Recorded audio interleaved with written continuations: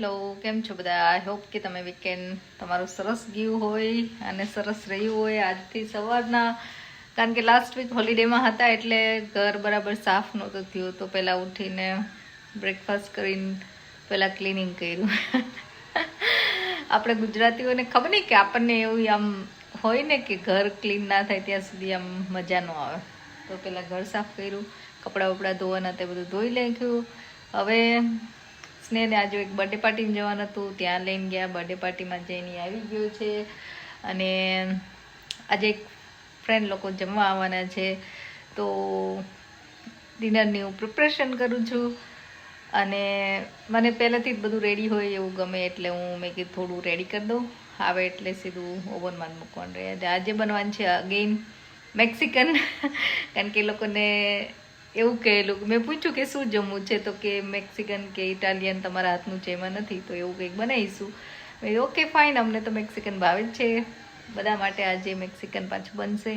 એટલે આજે બનવાનું છે બરીટો. તમે બધાએ ખાધા હશે કદાચ, તો હું મારી રીતે કઈ રીતે બનાવું છું એ તમારી સાથે શેર કરીશ.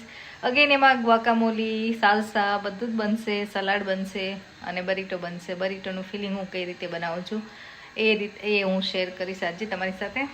અને તો ઓલરેડી મેં થોડું કંઈ હજી આ બધું કાઢીને રાખ્યું છે એકચ્યુઅલી.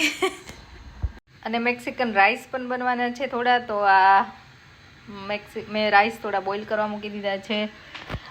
લેટસ એનું સલાડ બનવાનું છે, સ્પ્રિંગ ઓનિયન છે, અવાકાડો છે, અવાકાડોનું ગ્વાકામોલી બનશે, ટમાટો સાલ્સા માટે, પેપરને એનું સલાડ બનશે, અથવા તો રાઈસનું જે હું ફિલિંગ બનાવીશ. આજે રાઈસ સાથે ફિલિંગ બનવાનું છે.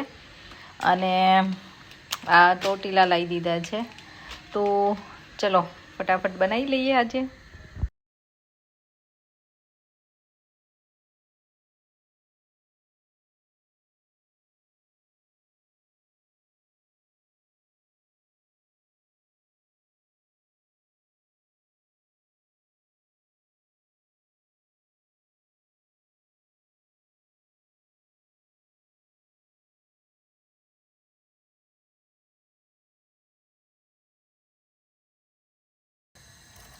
ચલો, તાજું બનવાનું છે મેક્સિકન રાઈસ. મેક્સિકન રાઈસ હું કેવી રીતે બનાવું છું, તો એમાં લસણ તમારે નાખવું હોય તો નાખી શકો છો, પણ હું લસણની ચટણી નાખીશ. થોડી સ્પાઇસી હોય છે એટલે થોડીક જ, પ્લસ તેમાં ઓનિયન.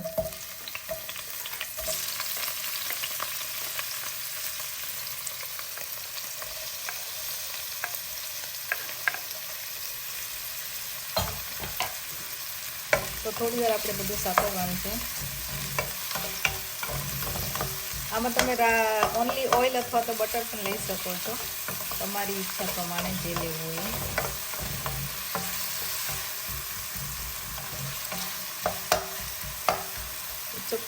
પેપર થોડા અગાઉથી મિક્સ થઈ જાય તો પણ ઓરાઈટ છે. બધા વેજીટેબલ્સ સાથે સાતળો તો પણ વાંધો નથી એકચ્યુઅલી.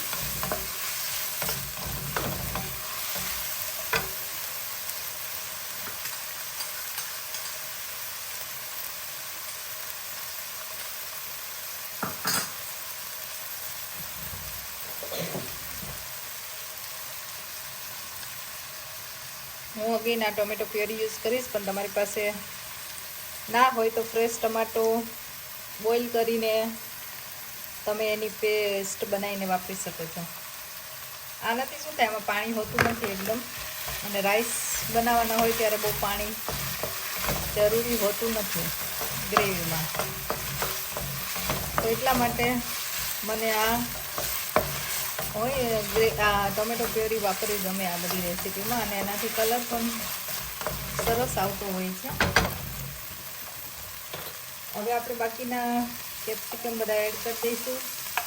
કલરફુલ લેવો તો વધારે સારું લાગે, એટલે હું કલરફુલ મને લેવા ગમે. તો કલરફુલ બધું સરસ લાગે.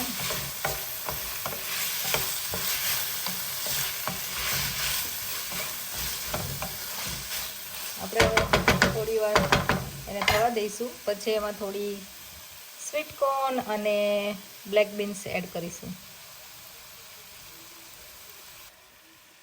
તો મેં આ સ્વીટ કોર્ન અને બ્લેક બીન્સ પણ એડ કરી દીધા છે. હવે આપણે બધું મિક્સ કરીશું.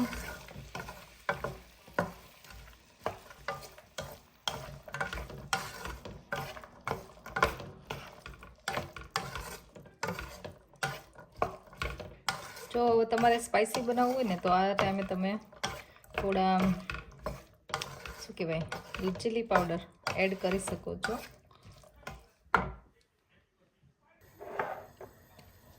હવે આમાં હું થોડું પેપ્રિકા એડ કરીશ. એની સ્મેલ અમને ટેસ્ટ ગમે છે એટલા માટે. તમે લાલ મરચું પણ નાખી શકો અને થોડા chilli flakes according to your taste, according to જેટલું સ્પાઇસી તમે બધા ખાતા હોય એ પ્રમાણે તમે એડ આમાં કરી શકો.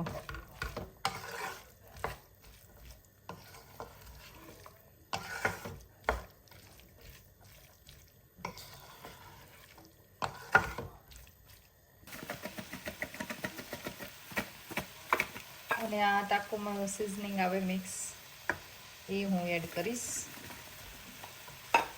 સોલ્ટ ટેસ્ટ પ્રમાણે, જો તમે રાઈસ બોઇલ કરવામાં એડ કર્યું હોય તો એ પ્રમાણે એડ કરવાનું. અને જો તમે રાઈસ બોઇલ ના કર્યા હોય તો આ ટાઈમે હવે તમે પાણી એડ કરો અને પાણી એડ કરીને રાઈસ ધોઈને આમાં એડ કરી દો તો પણ બની શકે. તો તમારી પાસે રાઈસ લેફ્ટ ઓવર હોય અથવા તો બોઇલ કરેલા હોય તો એ રીતે મેં એવી રીતે બનાવ્યા છે. પણ ડાયરેક્ટ તમારે 1 પોટ મીલ બનાવવું હોય તો તમે આમાં ડાયરેક્ટલી રાઈસ અને વોટર એડ કરીને 1 પોટ મીલ તરીકે પણ કરી શકો છો. તો હવે મેં રાઈસ એડ કરી દીધા છે. આપણે ધીમે ધીમે બધું મિક્સ કરી લઈશું. તો ઓલમોસ્ટ આ રાઈસ થઈ ગયા છે. મેં ગેસ પણ બંધ કરી દીધો છે અને કલર પણ સરસ આવી ગયો છે. હવે આપણે ખાલી ઉપરથી ડેકોરેટ કરી દઈશું. ઉપરથી હું સ્પ્રિંગ ઓનિયન, થોડો જેલેપિનો નાખીશ, થોડી કોથમીર અને સ્પ્રિંગ ઓનિયન. સ્પ્રિંગ ઓનિયન તમે જો કાચી ના ભાવે તો તમે અંદર વઘાર કરો ત્યારે પણ નાખી શકો છો. અમને આ રીતે ભાવે છે એટલે હું આ રીતે કરીશ. તો આ થઈ ગયું છે રાઈસ રેડી. થોડું લેમન તમારે એડ કરવું હોય તો પણ કરી શકો છો. તો ચલો, રાઈસ રેડી થઈ ગયું છે. હવે આપણે બનાવીશું એકચ્યુઅલી રેપમાં હું રાઈસ પણ એડ કરીશ પણ બીન્સ પણ હશે એટલે એ બીન્સનું આપણે બનાવી લઈએ. તો આ બીન મિક્સચર મેં જે ગઈકાલે ચિમીચંગમ બનાવી તો એ જ મિક્સચર લીધું છે. રાજમા અને શું કહેવાય ટાકો બીનનું જે રેડી ટીન આવે છે એક એ લીધું છે. અને ધેટ્સ ઇટ. અગેન સેમ ટાકો મસાલો એડ થશે, સોલ્ટ થોડું એડ થશે અને થોડા આમાં પીસી લઈશ. આમ બહુ એકદમ પીસીસ નહીં પણ મોટા મોટા જ રાખીશ, થોડા અધકચરા રહે ને એવા. તો આ બીન મિક્સર પણ થઈ જશે રેડી. એના ટાકો મસાલો મેં એડ કરી દીધો છે.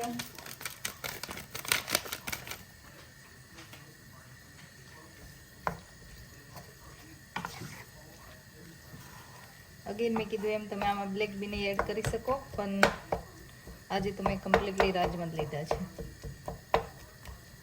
તો આવી રીતે નાના મોટા થોડાક અધકચરા પહેલાં કરી નાખશું અને થોડી વાર આપણે થવા દઈશું. થોડા ઘાટા થઈ જાય ને ગ્રેવી થોડી ઓછી થઈ જાય, કેમ કે રેપ બનાવવાના હોય ને ત્યારે થોડા ડ્રાય જોવે, બહુ ગ્રેવી ના જોવે, કેમ કે રેપ નહીં તો સોગી થઈ જાય.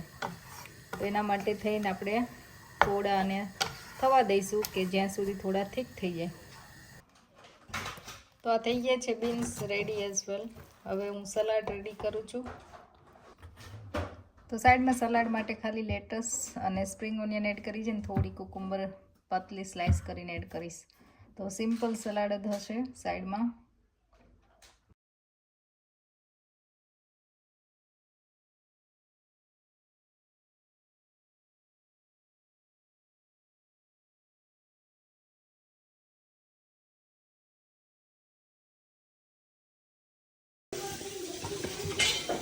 તો ચલો બધું રેડી થઈ ગયું છે અને હવે એસેમ્બલ કરવાના છે રાઈસ શું કહેવાય રેપ.